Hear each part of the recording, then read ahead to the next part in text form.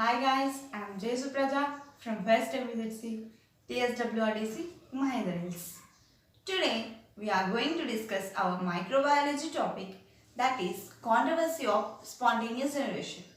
After the discovery of microorganisms and making improvements of microscopy, the scientists started working on origin of life.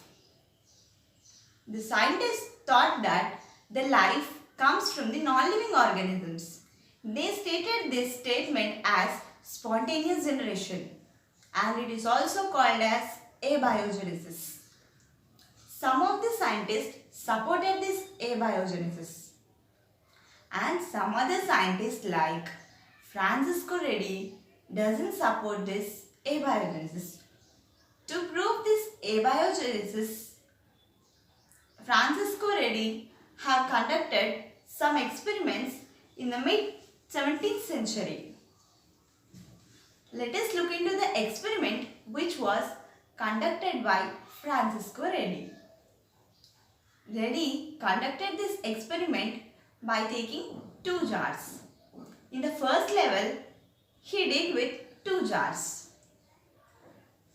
Those two jars, in one jar, he placed rotten meat, and in the other jar also he placed rotten meat. One jar is covered with tightly closed lid and the other jar is left freely. He kept those two jars in the observation. After observation, he found that the jar which is kept open, the maggots are formed on the meat. And the jar which is tightly closed with the lid, the maggots are not formed. By seeing this experiment, our Francisco Redi said that the life doesn't come from the non-living things. But many of the scientists argued with Redi. They said that there is some vital force which helps in the spontaneous generation. Even though our Francisco Redi doesn't agree with his statements. So then he did second level of experiment on this generation.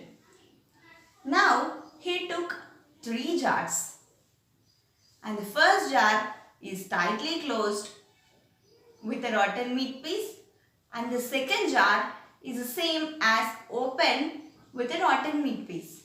And the last third jar, he kept the rotten meat piece and covered with a muslin cloth or a gauze. Muslin cloth is a net-like cloth.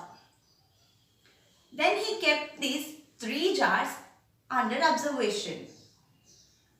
After the observation, he found that in the first jar, because of the tight close of the lid, the air doesn't enter in the jar. So, maggots are not formed. And in the second jar, the jar which is kept open, the maggots are formed on the meat because there is airflow inside the jar. And in the third jar, which is covered with a muslin cloth, the maggots are formed on the top of the jar. Let us look into the third jar. In the third jar, the maggots are formed on the top. It is because the air enters into the jar because of a net-like structure. The house flies comes and sit on this muslin cloth and they lay eggs. At last, we can conclude that due to the airflow and the houseflies, they lay eggs on the meat and the formation of maggots takes place. By this experiment, our Francisco Redi concluded that the living organisms gives rise to living organisms, so that spontaneous generation doesn't exist. Thank you.